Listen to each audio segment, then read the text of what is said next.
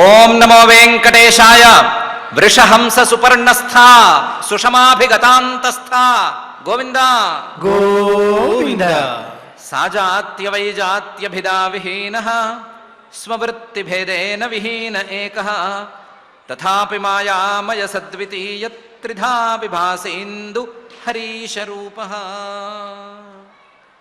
అని జగజ్జన్మ స్థితిలయ కారణమైన శ్రీనివాస పరమాత్ముని గుణత్రయ రూపుడిగా గుణత్రయ విశిష్టమైనటువంటి త్రిమూర్తి రూపంలో ధ్యానించుకుంటూ నమస్కరించుకుంటూ శ్రీశుకుల వారు ఉపదేశం చేసిన శ్రీమద్భాగవతం యొక్క అధ్యయన కార్యక్రమాన్ని ప్రారంభించుకుందాము. ప్రారంభంలో ప్రార్థనా శ్లోకాలను చదువుకుని మంగళాచరణం చేసుకుందాం. శ్రీ గురు ప్రార్థన. గురుర్బ్రహ్మా గురుర్విష్ణు గురుర్దేవో మహేశ్వరః గురుః సాక్షాత్ పరం బ్రహ్మ తస్మై శ్రీ గురవే నమః. శ్రీనివాస ప్రార్థన.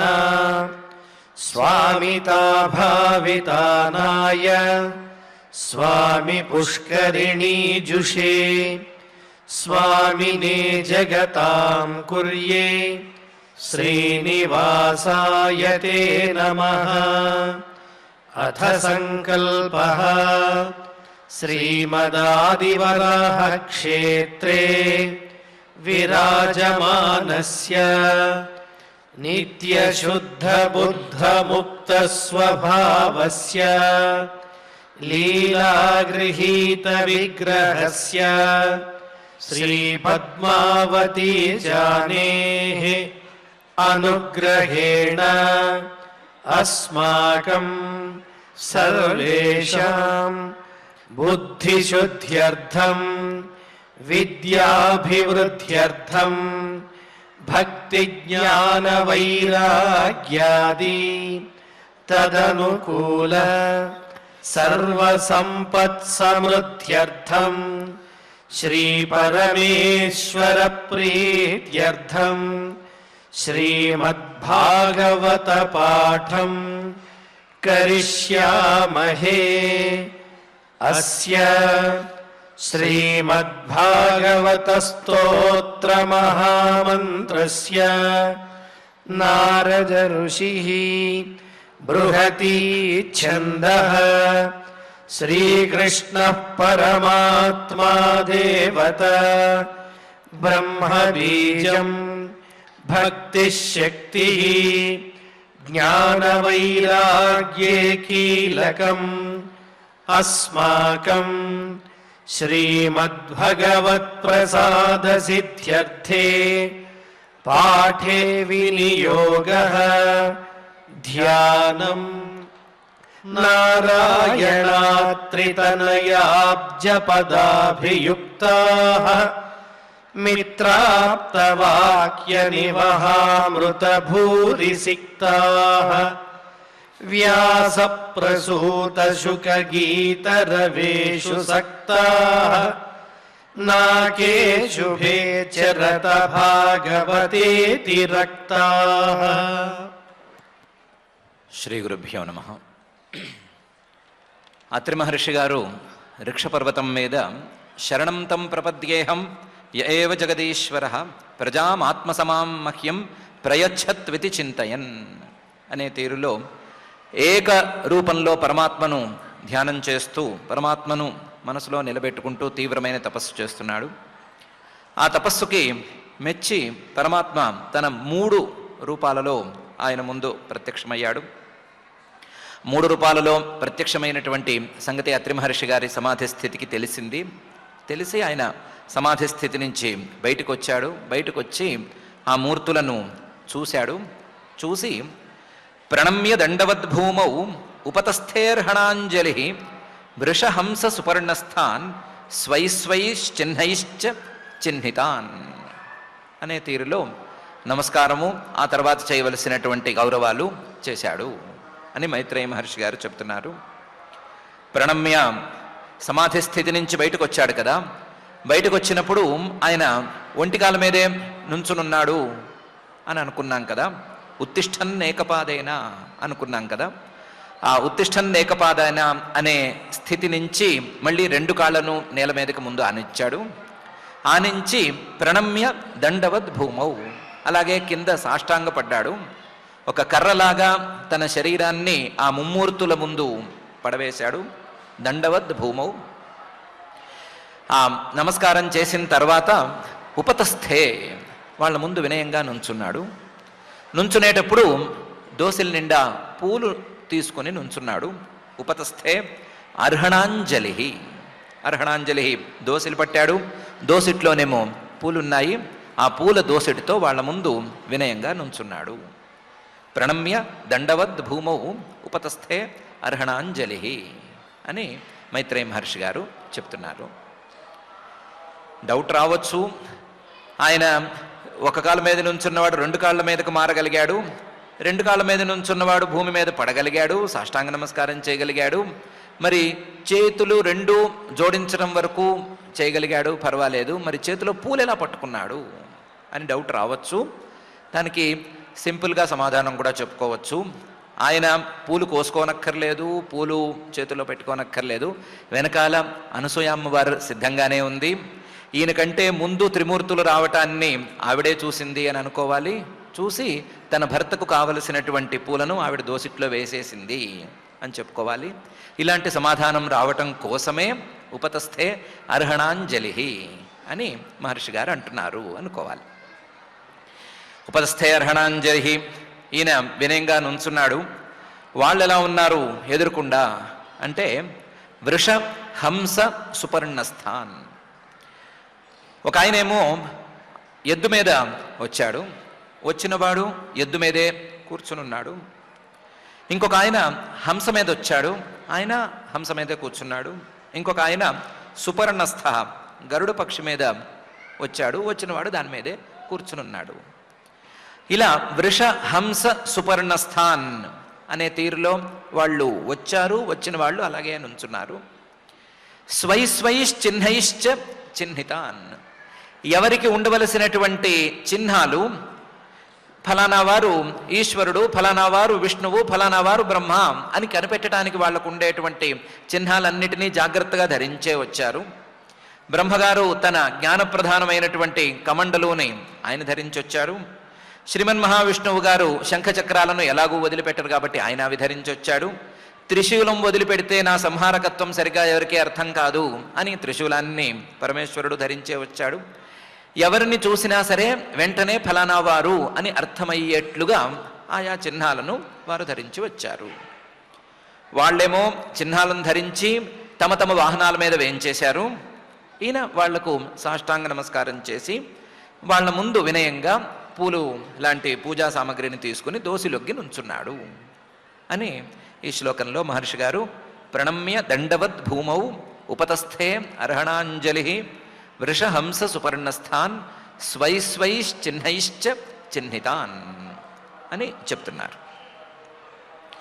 ఆ వచ్చిన వాళ్ళు మాత్రం రావటము, తమ చిహ్నాలను ధరించటము మాత్రమే కాకుండా కృపావలోకనేన హసద్వదనే నోపలంభితాన్ తద్రోచిషా ప్రతిహతే నిమీల్య మునిరక్షిణి అనే తీరులో ఉన్నారు. దాని తర్వాత చిన్న పరిణామం కూడా జరిగింది అని చెప్తున్నారు. వచ్చిన 3 రూపాలు కూడా కృపావలోకేన, చూపులలో దయను కురిపిస్తున్నాయి. హసద్వదనేన, మొహంలో నవ్వును చక్కగా చూపిస్తున్నాయి. 3 రూపాల్లోనూ దయ కురుస్తోంది. ఆ చూపుల్లో దయ అనేది చక్కగా కురుస్తోంది. 3 రూపాల తాలూకు ముఖాల్లోనూ సంతోషం లాంటి నవ్వు చక్కగా కనిపిస్తోంది. కృపావలోకేన హసత్ వదనే నోపలంభితాన్, అలాంటి వాళ్ళని ఈయన చూశాడు. చూసిన వెంటనే ఈయనకి తద్రోచిషా ప్రతిహతే,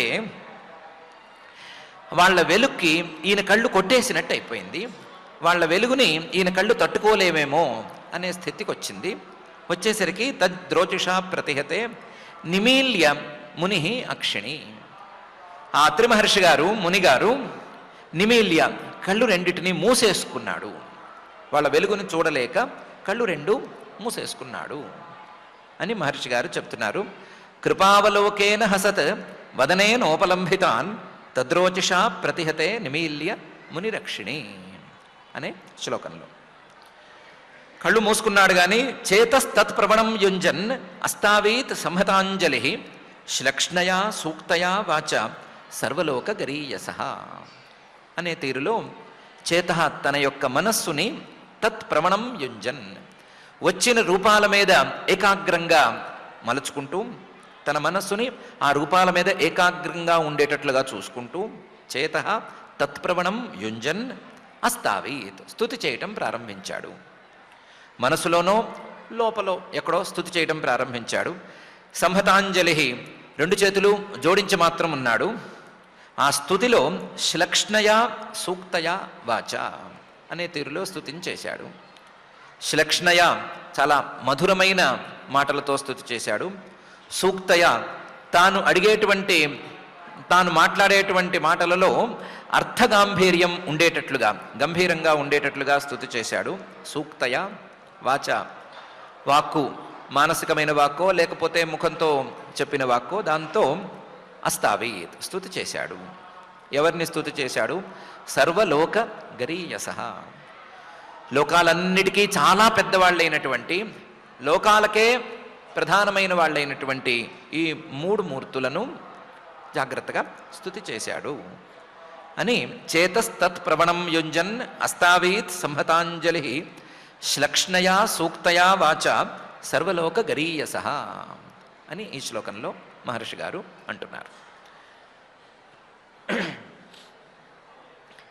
గత శ్లోకంలోనే ఒక డౌట్ వచ్చి ఉండాలి.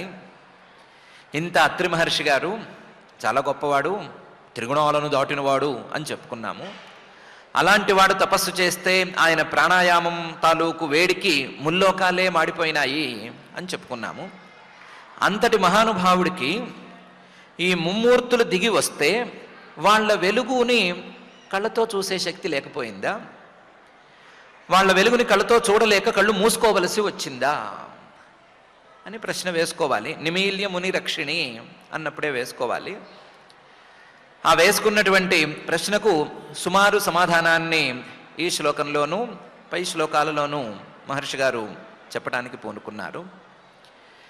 మహర్షి గారు అత్రి మహర్షి గారు ఏ రకమైనటువంటి ధ్యానంతో లేదా ఏ రకమైన అభిప్రాయంతో తపస్సు మొదలుపెట్టారు అంటే శరణం తం ప్రపద్యేహం యఏవ జగదీశ్వర అని ఏక రూపంతో నిర్గుణమైనటువంటి రూపంలో ఉండేటువంటి పరమాత్మను దృష్టిలో ఉంచుకొని తపస్సు చేయడం ప్రారంభించారు.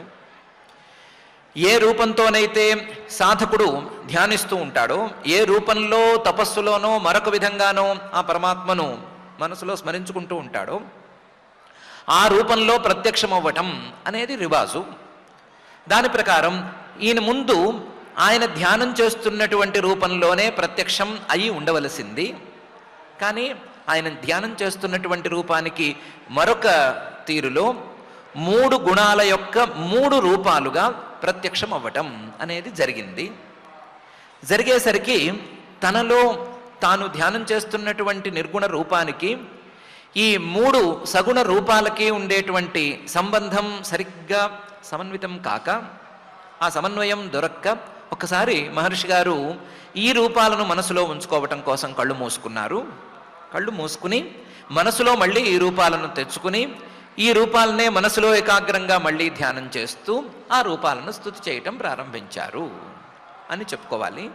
అందుకనే చేతస్తత్ప్రవణం యుంజన్ ఇప్పుడు కనిపించినటువంటి రూపాల మీద మనస్సును మళ్ళీ తిరిగి మళ్ళించి, ఇంతకుముందు మళ్ళించినదేమో నిర్గుణమైన రూపంలో, ఆ రూపం ఇప్పుడు ప్రత్యక్షం కావటానికి కూడా వీల్లేదు. కాబట్టి కనిపించినటువంటి రూపాల మీద చేతః తత్ప్రవణం యుంజన్ అస్తావీత్ సంహతాంజలి.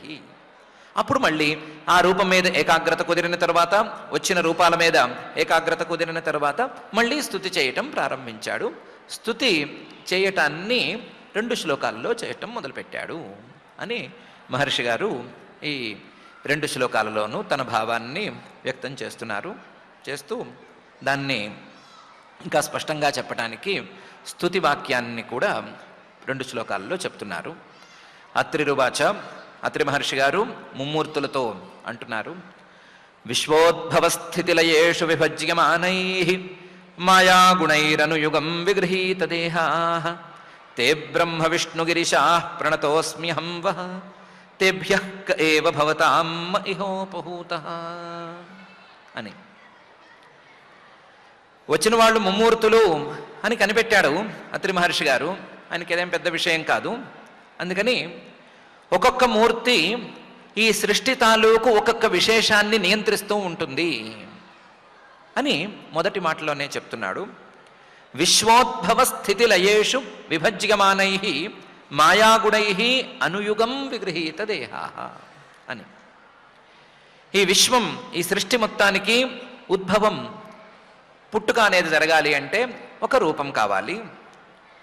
రజోగుణ ప్రధానమైనటువంటి బ్రహ్మ అనేటువంటి రూపం కావాలి. ఈ విశ్వం తాలూకు స్థితి, ఉనికి అనేది నిలబడాలి అంటే సత్వగుణం తాలూకు విష్ణువు అనేటువంటి రూపం కావాలి. ఈ విశ్వం తాలూకు లయం అనేది జరగాలి అంటే తమోగుణం తాలూకు ఈశ్వరుడు లేదా రుద్రుడు అనే రూపం కావాలి. విశ్వోద్భవ స్థితి లయేషు విభజ్యమానై, ఈ విశ్వ సృష్టి స్థితి లయాలకు ఆయా గుణాలు, మాయా గుణాలు, రజోగుణము, సత్వగుణము, తమోగుణము అనేటువంటి గుణాలు విడివిడిగా వేరువేరుగా పనిచేస్తూ ఉంటాయి. ఒక్కొక్క గుణం ఒక్కొక్క పనిని నెరవేరుస్తూ ఉంటుంది. అటువంటి గుణాన్ని, ఒక్కొక్క గుణాన్ని విడివిడిగా తీసుకుని విగృహీత దేహాః, ఒక్కొక్క గుణాన్ని శరీరంగా మలుచుకుని ఆ శరీరానికి ఒక రూపు తెచ్చి ఒక్కొక్క రూపంలో మీరు ముగ్గురు నా కంటికి కనబడుతున్నారు. ఒక్కొక్క రూపంలో ఆయా పనులు మీరే చేస్తారు. ఒక్కొక్క రూపంలో ఏ రూపాలలో మీరు చేస్తారో ఆ రూపాలలో నా ముందు ఈరోజు సాక్షాత్కరించి ఉన్నారు. ఒక్కొక్క రూపంలో ఒక్కొక్క పని చేయటం అనేది ఎప్పుడూ జరుగుతూ ఉండే పనేనే. అనుయుగం, ప్రతి యుగంలోనూ, ప్రతి సృష్టిలోనూ, ప్రతి క్షణము జరిగే పనే అది. ఆ జరిగే పనికి కావలసిన రూపాలను మీరు ఎప్పుడూ ధరించే ఉంటారు. ఈరోజు నా ముందు సాక్షాత్కరించారు.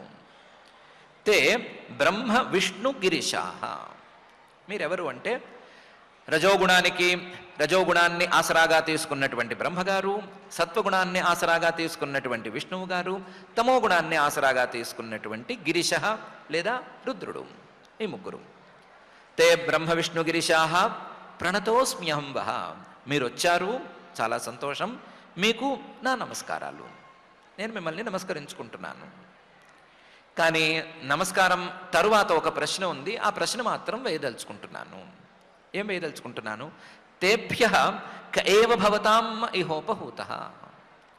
నేను య ఏవ జగదీశ్వరః అని ఏకవచనంలో ధ్యానం చేశాను. ఒక్కరే అనే తీరులో నేను ధ్యానం చేశాను. నేను ధ్యానం చేసింది ఒకరినైతే మీరు ముగ్గురు వచ్చారు. మీ ముగ్గురులో నేను ధ్యానం ఎవరిని చేశాను, నేను ఎవరిని పిలిచాను, మీ ముగ్గురులో ఎవరిని పిలిచాను, ఎవరిని పిలిస్తే వారు ప్రధానంగా వచ్చి మిగతా వాళ్ళిద్దరూ కూడా వచ్చారు అనే సంగతి నాకు చెప్పండి అని. తేభ్యః క ఏవ భవతాం మ ఇహోపహూతః అని అడిగాడు. నేనేమో శరణంతం ప్రపద్యేహం య ఏవ జగదీశ్వరః అని గట్టిగా ఒక్కడే అనుకుని నుంచున్నాను. కానీ మీరు ముగ్గురు వచ్చారు. ముగ్గురులో నేను పిలిచింది ఎవరిని అని మీరే తేల్చి చెప్పండి అని అడిగాడు. అడగటం స్పష్టంగా అడిగాడు. మీ గురించి నాకేమీ తెలియకపోవటం అనేది లేదు అని కూడా చెప్పాడు. వినయాన్ని అన్నిటినీ ప్రదర్శించాడు. ప్రదర్శిస్తూనే విశ్వోద్భవ స్థితిలయేషు విభజ్యమానై మాయాగుణైరనుయుగం విగృహీత దేహాః తే బ్రహ్మ విష్ణు గిరిశాః ప్రణతోస్మ్యహం వః తేభ్యః క ఏవ భవతాం మ ఇహోపహూతః అని అన్నాడు. ఆ మూడు మూర్తులు మాట్లాడలేదు, సమాధానం చెప్పలేదు. సమాధానం ఎందుకు చెప్పలేదు అంటే వాళ్ళ ఇష్టం, చెప్పలేదు. దాంతో ఈయన మళ్ళీ తన ప్రశ్నను ఇంకా వివరంగా పై శ్లోకంలో చెప్తున్నాడు.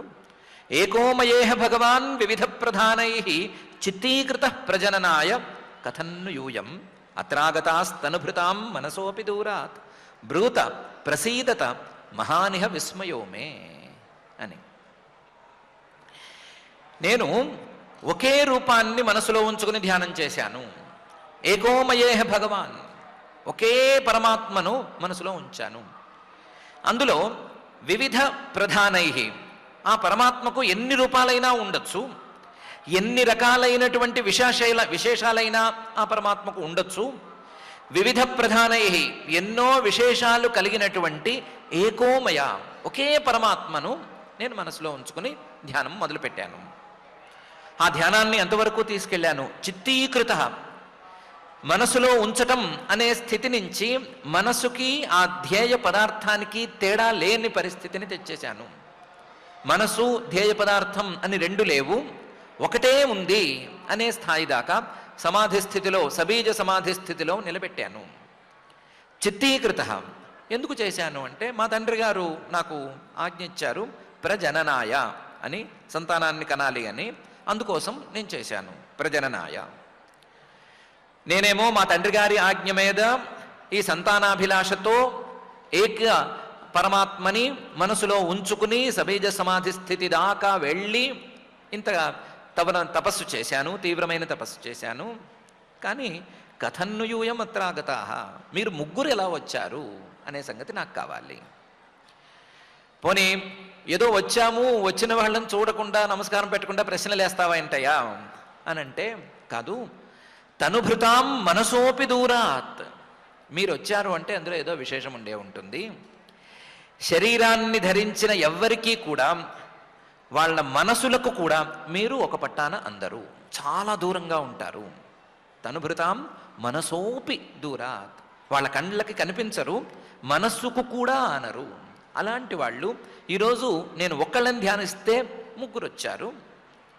బ్రూత, అందువల్ల మీరు చెప్పండి, నేను ఎవరిని పిలిచాను, మీరు ఎవరు వచ్చారు, ముగ్గురు ఎందుకు వచ్చారు అనే సంగతి చెప్పండి. ప్రసీదత, నేను ఇలా అడుగుతున్నానని కోప్పడొద్దు, మీరు నా మీద ప్రసన్నంగానే ఉండండి. మహానిహ విస్మయోమే, నాకు చాలా ఆశ్చర్యంగానూ సందేహంగానూ ఉంది. నేను ఏకరూపంలో ధ్యానం మొదలు పెడితే మీరు 3 రూపాల్లో ఎందుకు వచ్చారు అనే సందేహాన్ని తీర్చండి అని అడిగాడు. మనకు కూడా ఒక సందేహం కలిగితే కలగచ్చు. వచ్చిన వాళ్ళని ఏదో వచ్చిన పని చూడకుండా, ఏదో సంతానం కావాలటండి, సంతానాన్ని అనుగ్రహించండి అని అడగకుండా ఈ ప్రశ్నలు వేసి ఎందుకు వేధిస్తున్నాడు అని. కానీ మహర్షి గారు వేసే ప్రశ్నకి ఆయన వైపు నుంచి చాలా చాలా విలువ ఉంది. ఈక్షతి కర్మ వ్యపదేశాత్ సహా అని ఒక బ్రహ్మసూత్రాల్లో సూత్రం. ఆ సూత్రంలో ఏ రూపాన్నైతే మనసులో ధ్యానం చేస్తారో ఆ రూపంతోనే పరమాత్మ సాక్షాత్కరిస్తాడు అనే విషయాన్ని తేల్చి చెప్పారు. ఏ రూపంతోనైతే ధ్యానం అనేది సాగుతుందో అదే రూపాన్ని కళ్ళతో చూసినట్లుగా సాక్షాత్కార రూపంలో అనుభవించటం అనేది జరుగుతుంది అనే నిర్ణయం ఉంది. ఇది శాస్త్ర నిర్ణయం. ఈ నిర్ణయాన్ని బట్టే యోగ సాధన కావచ్చు, ఉపాసనా విధానాలు కావచ్చు, అన్నీ సాగుతూ ఉంటాయి. ఇలాంటి పరిస్థితులలో అత్రి మహర్షి గారు ఏకరూపుడైనటువంటి పరమాత్మను ధ్యానం చేయటం ప్రారంభించి 3 రూపాలను గనక కళ్ళతో చూశాడు అంటే ఈ శాస్త్రవాక్యాలలో ఏదైనా లోపం ఉంటే ఉండాలి, లేదా ఈయన చేసినటువంటి తపస్సులోనే లోపం ఉండి ఉండాలి. శాస్త్రవాక్యాలలో లోపం అనేది ఉండటానికి వీలే లేదు కాబట్టి తపస్సులోనే చిన్నపాటి లోపం ఏదైనా ఉండాలి. అలాంటి లోపం ఏమైనా ఉందా, లేదా ఇలాంటి సాక్షాత్కారానికి వేరే ఏమైనా అర్థం ఉందా, లాంటి ప్రశ్నలతో ఆయన సతమతమవుతున్నాడు. అందుకని ఆయన వైపు నుంచి చూస్తే చాలా విలువైనటువంటి ఈ ప్రశ్నను ఆ ముమ్మూర్తుల ముందు ఉంచుతున్నాడు. ఏకోమయేహ భగవాన్ వివిధ ప్రధానైశ్చిత్తీకృత ప్రజననాయ కథన్ను యూయం అత్రాగతాస్తనుభృతాం మనసోపి దూరాత్ భ్రూత ప్రసీదత మహానిహ విస్మయోమే అని. తర్వాత ఏం జరిగింది అని మైత్రేయ మహర్షి గారి మధ్యలో ఒక మాట చెప్తున్నారు. ఇతి తస్య వచశ్రుత్వా త్రయస్తే విబుధర్షభాః ప్రత్యాహు శ్లక్ష్ణయా వాచ ప్రహస్య తం ఋషిం ప్రభో అని. ప్రభో, ఓ సమర్థుడైనటువంటి విదురా, అత్రి మహర్షి గారు ఏం అడుగుతున్నారు అని నీకు అర్థమైంది, ప్రశ్న అర్థమైంది. నీకే కాదు, వినేవాళ్ళకి తప్పకుండా అర్థమవ్వాలి కదా, వాళ్ళకే అర్థమైంది. వాళ్ళు ఇది తస్య వచశ్రుత్వా, అత్రి మహర్షి గారి వాక్యం విన్నారు, అర్థం చేసుకున్నారు. త్రయస్తే విబుధర్షభాః, ఆ దేవతలలో కల్లా శ్రేష్ఠులైనటువంటి 3 దేవతలు కూడా ప్రత్యాహు సమాధానం చెప్పడం మొదలుపెట్టారు. చెప్పేటప్పుడు శ్లక్ష్ణయా వాచ, మధురంగా మాట్లాడారు. ఇంత తపస్సు చేసిన వాడికి, బ్రహ్మమానస పుత్రుడికి సాక్షాత్కారం అనేది అందించిన తర్వాత ఎంత మధురంగా మాట్లాడాలో అంత మధురంగా మాట్లాడారు.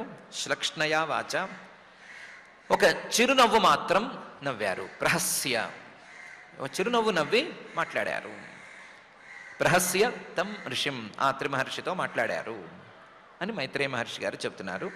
ఇది తస్య వచశ్రుత్వా త్రయస్తే విబుధ ఋషభా ప్రత్యాహు శ్లక్ష్ణయా వాచ ప్రహస్య తం ఋషిం ప్రభో అని. దేవా ఊచు, ఆ ముమ్మూర్తులు ఏకకాలంలో అత్రి మహర్షితో మాట్లాడారు. ఏమని? యథాకృతస్తే సంకల్ప భావ్యం తేనైవ నాన్యథ సత్సంకల్పస్య తే బ్రహ్మన్ యద్వై ధ్యాయతి తే వయం అని. అయ్యా, యథాకృతస్తే సంకల్ప, నువ్వు ఏమనుకుని మొదలుపెట్టావో అది అలాగే జరిగింది. యథాకృతస్తే సంకల్ప, అలాగే జరిగింది కాదు. భావ్యం తేనైవ నాన్యథ, నువ్వు అనుకున్నది అనుకున్నట్టుగానే జరగాలి తప్ప ఇంకో రకంగా జరిగేందుకు వీల్లేదు.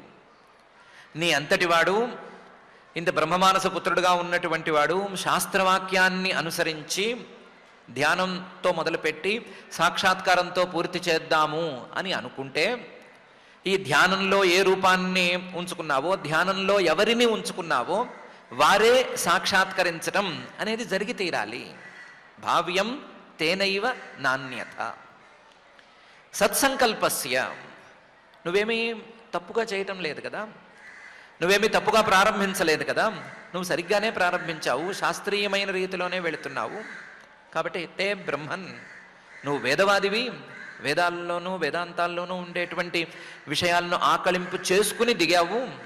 తస్మాత్ యద్వై ధ్యాయతి, నువ్వు ధ్యానంలో ఏ రూపాన్నైతే ఉంచుకున్నావో, ధ్యానంలో ఎవరినైతే ఉంచుకున్నావో, తే వయం, ఆ ధ్యానంలో ఉంచుకున్నటువంటి రూపాలమే మేము. నీవు ధ్యానంలో ఒకే పరమాత్మను ధ్యానించావు, ఒకే పరమాత్మ యొక్క రూపాలము మేము. ఒకే పరమాత్మను ఏకరూపంలో ధ్యానిస్తే ఏకరూపంలో ఆయన ఎందుకు ప్రత్యక్షం అవ్వలేదు అని నువ్వు అడగవు, మేము చెప్పనక్కర్లేదు. ఎందుకంటే నువ్వు ధ్యానించిందేమో నిర్గుణమైనటువంటి రూపాన్ని, నిర్గుణమైన రూపాన్ని ధ్యానిస్తే ఆ నిర్గుణమైన రూపం కళ్ళకి కనిపించటానికి వీల్లేదు కదా, కళ్ళకి కనిపించటానికి ఏదో ఒక రంగు అద్దుకుని రావాల్సిందే కదా. అందుకని ఈ 3 రంగులు అద్దుకుని వచ్చాము. 3 రంగులు అద్దుకుని వచ్చామే గాని లోపల ఉన్నది ఒకే పరమాత్మతత్వం మా ముగ్గురిలో. నీవు ఎవరినైతే ధ్యానం చేశావో ఆ పరమాత్మమే మేము, ఆ పరమాత్మనే మేము. పరమాత్మ 3 రూపాల్లో వచ్చాడు అని అనుకోవయ్యా, అంతే తప్ప ఎవరిని పిలిచాము, ఎవరు వచ్చారు అని అడగద్దు. నువ్వు పరమాత్మను పిలిచావు, పరమాత్మకు సంబంధించిన 3 రూపాల్లో మేము వచ్చాము అని యద్వై ధ్యాయతి తే వయం అని చెప్పారు.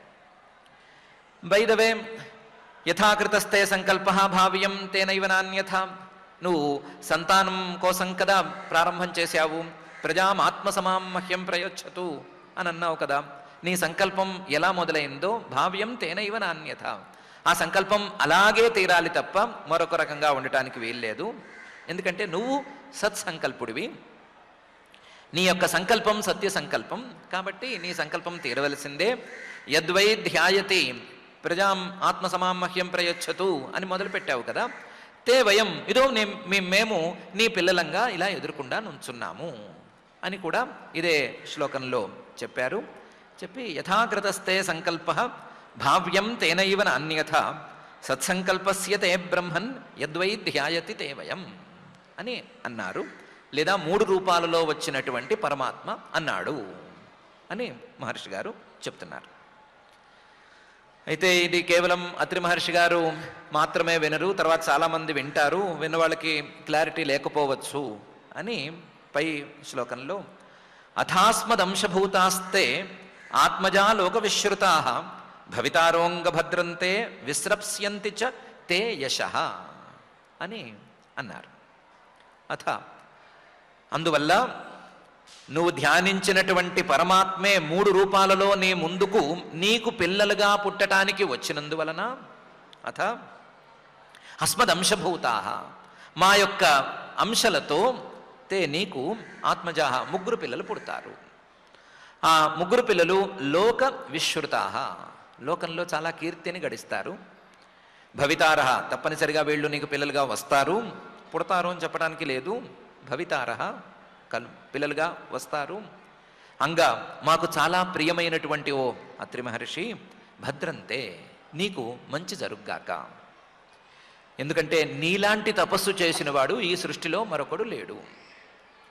ఒకటి, అప్పటికే 3 గుణాలను దాటిన స్థితిలో ఉన్నా సరే తండ్రి గారి మాటను జవదాటకుండా తండ్రి గారు సంతానార్థం ప్రయత్నం చేయి అంటే దానికోసం వేరే ప్రయత్నం పెట్టుకోకుండా తపస్సుకే దిగావు చూడు.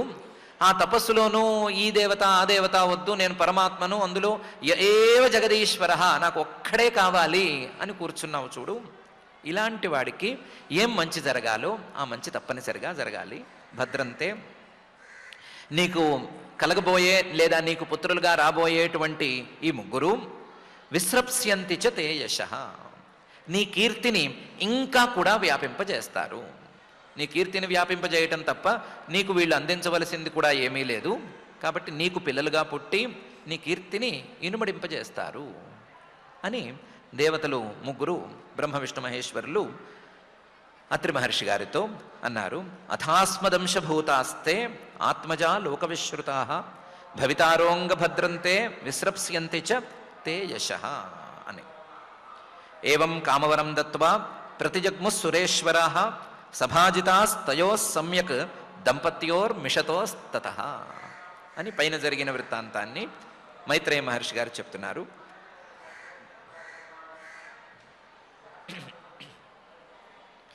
ఏవం కామవరం దత్వా, ఈ విధంగా అత్రి మహర్షి గారు కోరుకున్న కోరికను తీర్చేసి ఏవం కామవరం దత్వా సురేశ్వరాః ప్రతిజగ్ముః, బ్రహ్మ విష్ణు మహేశ్వరులు తాము వచ్చిన స్థానాలకే తిరిగి వెళ్ళిపోయారు. సభాజితాస్తయోః, సభాజితాః పూజలను అందుకుని తిరిగి వెళ్ళారు. పూజలను అందుకుని అంటే ఎవరు పూజలు చేశారు అంటే తయో సమ్యక్ దంపత్యోః, ఆ దంపతులు ఉన్నారు కదా అత్రి అనసూయ అనేటువంటి దంపతులు, ఆ దంపతులు పూజలు అందిస్తే ఆ పూజలన్నిటినీ అందుకుని వాళ్ళు బాగా పూజిస్తే ఆ బాగా చేసిన పూజలన్నిటినీ అందుకుని తిరిగి వెళ్ళిపోయారు. తిరిగి వెళ్ళిపోతున్నప్పుడు మాత్రం ఈ దంపతులు వాళ్ళని వదలటానికి ఇష్టపడలేదు. ఎందుకు ఇష్టపడలేదు అంటే పిల్లలు కావాలి అనుకున్నారు. ఆ పిల్లలు మేమే వస్తాము అని వచ్చిన వాళ్ళు అన్నారు. అన్నవాళ్ళు మరొని వెళ్ళిపోతున్నారు అనేసరికి అప్పటికే వాళ్ళ మీద పుత్రవాత్సల్యాన్ని పెంచుకున్నటువంటి దంపతులు వాళ్ళని కళ్ళతో కూడా వదిలిపెట్టడానికి ఇష్టపడలేదు. అందుకని మిషతోహో, వాళ్ళు కళ్ళతో చూస్తూ ఉండగానే అలా వెళ్ళిపోతారేం నాయనల్లారా అన్నట్లుగా వాళ్ళు కళ్ళతో చూస్తూ ఉండగానే ఇప్పుడు కాదు సమయం, సమయం వచ్చినప్పుడు వస్తాము అని చెప్తున్నట్లుగా ఈ ముగ్గురు మూర్తులు మళ్ళీ స్వస్థానాలకు వెళ్ళిపోయారు అని మహర్షి గారు చెప్తున్నారు. ఏవం కామవరం దత్వా ప్రతిజగ్ము సురేశ్వరాః సభాజితాస్తయో సమ్యక్ దంపత్యోర్మిషతోస్తతః అనే ఈ శ్లోకంలో. ఇంకో డౌట్ రావాలి. ఇంతవరకు అత్రి మహర్షి గారే ఉన్నారు, అత్రి మహర్షి గారే తపస్సు మొదలుపెట్టారు, అత్రి మహర్షి గారికే సాక్షాత్కారం, అత్రి మహర్షి గారే మాట్లాడారు, అత్రి మహర్షి గారికే వలం ఇచ్చారు. మళ్ళీ సభాజితాస్తయో సమ్యక్ దంపత్యోహో అని అనసూయ అమ్మవారు ఎక్కడి నుంచి మళ్ళీ ప్రవేశించింది అని ప్రశ్న వేయాలి. దానికి సింపుల్గా ఒకే సమాధానం చెప్పుకోవాలి. అత్రి మహర్షి గారు నుంచుని ఏకాగ్రంగా తపస్సు చేస్తున్నాడు పరమాత్మను సాక్షాత్కారం పొందటం కోసం. కానీ అనసూయ అమ్మవారు ఆయనకు సేవ చేస్తూ అదే తపస్సులో సగభాగాన్ని చక్కగా కొట్టేసింది. కాబట్టి ఎప్పుడైతే పరమాత్మ 3 రూపాల్లో సాక్షాత్కరించడం అనేది జరిగిందో అప్పుడు ఆవిడకు కూడా ఆ సాక్షాత్కారం అనేది జరిగింది. ఆవిడ కూడా చక్కగా చూసింది, ఆవిడ కూడా పూజల్లో పాల్గొంది, ఆవిడ కూడా పిల్లవాళ్ళు నా పిల్లలు వీళ్ళు అని భావించింది. అన్నీ ఆవిడతో సమానంగానే జరిగినాయి. అది ఆవిడ యొక్క పాతివ్రత్య మహాత్మ్యం. ఆవిడ పాతివ్రత్యాన్ని ఏ విధంగా ప్రత్యేకించి ఈ సందర్భంలో ప్రకటించింది, ప్రదర్శించింది అనేది మాత్రం చాలా పెద్ద వృత్తాంతం. ఆయన నుంచుని కళ్ళు మూసేసుకున్నాడు, ఈవిడ కళ్ళు తెరుచుకుని 100 ఏళ్ల పాటు పాపం ఆయన్ని కాపాడింది, ఆయనకు సేవలు చేసింది. ఆయన చెప్పిన ప్రతి మాటను ఈవిడ జవదాటకుండా పాటించింది, చాలా సేవలు చేసింది. కాబట్టి ఈవిడకు కూడా సాక్షాత్కారం అనేది అందింది. ఈవిడ కూడా వాళ్ళ ముగ్గురిని చూసింది అనే విషయం కొంచెం బయట విషయం. సభాజితాస్తయో సమ్యక్ దంపత్యోర్మిషతోస్తత అనేది మాత్రం ప్రస్తుతమైన విషయం. దానికి తగ్గట్లుగా సోమోభూత్ బ్రహ్మణోంశేన దత్తో విష్ణోస్తు యోగవిత్ దుర్వాసా శంకరస్యాంశ నిబోధాంగిరస ప్రజా అని ఆ దంపతులకి 3 పిల్లలు కలిగారు అని మహర్షి గారు చెప్తున్నారు. చాలా సంక్షిప్తంగా ఈ దత్తావతారాన్ని పూర్తి చేయటం కోసం సోమోభూత్ బ్రహ్మణోంశేన, బ్రహ్మగారి అంశతో సోమ చంద్రుడు ఈ అత్రి అనసూయ దంపతులకు పిల్లవాడిగా వచ్చాడు. దత్తో విష్ణోస్తు యోగవేత్త అయినటువంటి దత్తుడు విష్ణువు యొక్క అంశగా వీళ్ళిద్దరికీ పిల్లవాడుగా వచ్చాడు. దుర్వాసాహ శంకరస్యాంశ, ఎప్పుడూ మలిన వస్త్రాలను ధరించి వైరాగ్యానికి ప్రతీకగా కనిపించేటువంటి దుర్వాస మహర్షి గారు శంకరస్య అంశ, శంకరుడి యొక్క అంశగా ఈ దంపతులకి పిల్లవాడిగా పుట్టాడు అని ఈ 3 పాదాల్లో చెప్తున్నారు. సోమోభూత్ బ్రహ్మణోంశేన దత్తో విష్ణోస్తు యోగవిత్ దుర్వాసా శంకరస్యాంశ అని 3 పాదాల్లో. మనం చెప్తున్నదేమో ఈ సృష్టి ఎలా పెరిగింది అనేటువంటి విధానము. అందులో మళ్ళీ ఇప్పుడు ఈ దత్తావతారంలో జరిగినటువంటి విశేషాలు, ముందు వెనక జరిగినటువంటి విశేషాలు, వీటిని చెప్పుకుంటూ కూర్చుంటే మళ్ళీ ఈ భాగవతం అంత పెద్ద గ్రంథం అవుతుంది. కాబట్టి ఇప్పటికి దీన్ని కట్ చేసేద్దాము. కట్ చేసి నిబోధ అంగిరస ప్రజా అని అంగిరో మహర్షి గారికి శ్రద్ధ అనేటువంటి భార్యకి పుట్టినటువంటి పిల్లలను గురించి మాట్లాడుకుందాము అని మహర్షి గారు పైకి వెళ్ళిపోతున్నారు. సోమోభూత్ బ్రహ్మణోంశేన దత్తో విష్ణోస్తు యోగవిత్ దుర్వాసా శంకరస్యాంశ నిబోధాంగిరస ప్రజా అని ఈ శ్లోకంలో మైత్రేయ మహర్షి గారు విదురుడితో చెప్తున్నారు. ఈ వృత్తాంతం మొత్తంలో చాలా విలువైన విషయం అయితే ఒకటి ఉంది. అది ఏ దేవతా రూపమైనా సరే అది పరమాత్మకు సంబంధించిన ఒకానొక మాయా గుణానికి సంబంధించిన రూపమే కానీ పరమాత్మ కంటే వేరుగా ఉండవలసిన, ఉండగలిగిన రూపమైతే కాదు. అది బ్రహ్మ విష్ణు మహేశ్వరుల యొక్క రూపాలైనా కావచ్చు, లేకపోతే మిగతా దేవతల రూపాలైనా కావచ్చు. ఏ దేవతా రూపమైనా సరే అది పరమాత్మ యొక్క ఒక రూపం. అందులోనూ బ్రహ్మ విష్ణు మహేశ్వరులను వేరువేరుగా చూడటం అనేది పూర్తిగా అక్కర్లేని పని, ఒక రకంగా తెలివి తక్కువ పని కూడాను. ఎందుకంటే వాళ్ళ నోటితో వాళ్లే యద్వై ధ్యాయతి తే వయం అని స్పష్టంగా చెప్పారు. ఏకరూపంలో ధ్యానం చేసిన వాడికి మేము ముగ్గురము కనిపించేది ఒకే పరమాత్మ యొక్క రూపాలము అని వాళ్లే స్పష్టంగా చెప్పిన తర్వాత, ఆ పరమాత్మ యొక్క రూపాలే మనకు స్పష్టంగా చెప్పిన తర్వాత ఈ భేద బుద్ధి లేదా భేద దృష్టి అనటంలో అర్థమే లేదు. కాబట్టి ఆ భేద దృష్టిని దరిజేరనివ్వకుండా ఆ భేద బుద్ధిని పూర్తిగా విడనాడి పరమాత్మ యొక్క రూపాలు అనేటువంటి దృష్టితో ఆయా దేవతలను మనం కొలుచుకుంటూ వాటి ద్వారా నిర్గుణమైనటువంటి పరమాత్మను అందుకునేందుకు ప్రయత్నం చేసుకుందాం. ఆ ప్రయత్నాన్ని సఫలం చేయమని ఏకమేవాద్వితీయం అని శృతి ప్రతిపాద్యంగా ఉండేటువంటి ఆ శ్రీనివాస పరమాత్మని భక్తిగా ప్రార్థించుకుందాం. ఆ ప్రార్థనతో ఈ రోజుకి పారాయణ కార్యక్రమం ప్రారంభించుకుందాం. ఈ రోజు నుంచి సుమారుగా 15 రోజుల పాటు వేరువేరు కార్యక్రమాల ఒత్తిడి వల్ల మన కార్యక్రమం 6:55కు పూర్తి కావలసిన అవసరం ఉంది. అందుకని తొందరగా పారాయణ కార్యక్రమాన్ని ప్రారంభించుకుందాం. ఓం నమో వెంకటేశాయ. ఆచార్యులు చెప్పినటువంటి అర్థాన్ని అనుసంధానం చేసుకుంటూ శ్రద్ధగా శ్రీమద్భాగవతంలో 4వ స్కంధంలో ప్రథమాధ్యాయంలో 24వ శ్లోకం దగ్గర నుంచి మనం పారాయణ చేసుకుందాం. అథ శ్రీమద్భాగవతే పారమహంస్యాం సంహితాయాం చతుర్థ స్కంధే ప్రథమాధ్యాయే శ్లోకాః ప్రణమ్య దండవద్భూమౌ ఉపతస్థేర్హణాంజలిః వృషహంస సుపర్ణస్థాన్ పురుషహంస సుపర్ణస్థాన్ స్వై స్వైశ్చిహ్నైశ్చ చిహ్నితాన్ స్వై స్వైశ్చిహ్నైశ్చ చిహ్నితాన్ కృపావలోకేన హసత్ కృపావలోకేన హసత్ వదనేనోపలంభితాన్ వదనేనోపలంభితాన్ తద్రోచిషా ప్రతిహతే తద్రోచిషా ప్రతిహతే నిమీల్య మునిరక్షిణీ నిమీల్య మునిరక్షిణీ చేతస్తత్ప్రవణం యుంజన్ చేతస్తత్ప్రవణం యుంజన్ అస్తావేత్ సంహతాంజలిః అస్తావేత్ సంహతాంజలిః శ్లక్ష్ణయా సూక్తయా వాచ శ్లక్ష్ణయా సూక్తయా వాచా సర్వలోకగరీయసః సర్వలోకగరీయసః అత్రిర్వాచ అత్రిరువాచ